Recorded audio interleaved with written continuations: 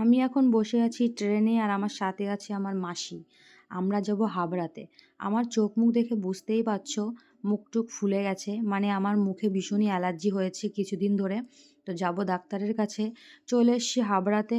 তো হাবড়াতে পলিদিকে তো সবাই চেনো, ভাইরাল পলিদি আমরা ফেসবুকে দেখে থাকি। তো আমি ভাবলাম যখন হাবড়াতে চলে এসছি যাই একটু পলিদির শপটা দেখে আসি যাতে পরে আবার আসতে পারি। এখানে এসে দেখি এত ভিড় কি বলবো, তোমরা দেখতেই পাচ্ছ কেমন ভিড়। আর লাইন দিয়ে দিয়ে এইভাবে সবাই প্রোডাক্ট নেয়। আর দিদি কিন্তু বাজেট অনুযায়ী প্রোডাক্ট দেয়। আর আমি ওখানে এসে দুটো প্রোডাক্ট নিয়ে নিয়েছিলাম। আর দিদি প্রথম জিজ্ঞাস করবে বাজেট কত, তারপরে প্রোডাক্ট সেই হিসাবে প্রোডাক্টটা দেবে, ভালো করে বুঝিয়ে দেবে।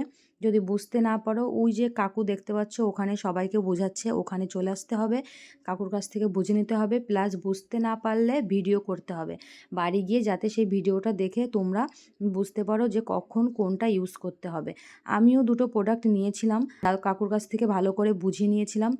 আর এখানে যারা আসতে চাও তাদেরকে বলছি তোমরা সত্যি এখানে এসো আর দিদির প্রোডাক্টগুলো নিয়ে যাও, সত্যি ভীষণই কাজ হয়। আমি যতগুলো প্রোডাক্ট এখান থেকে নিয়েছি আমার খুব ভালো কাজ হয়েছে।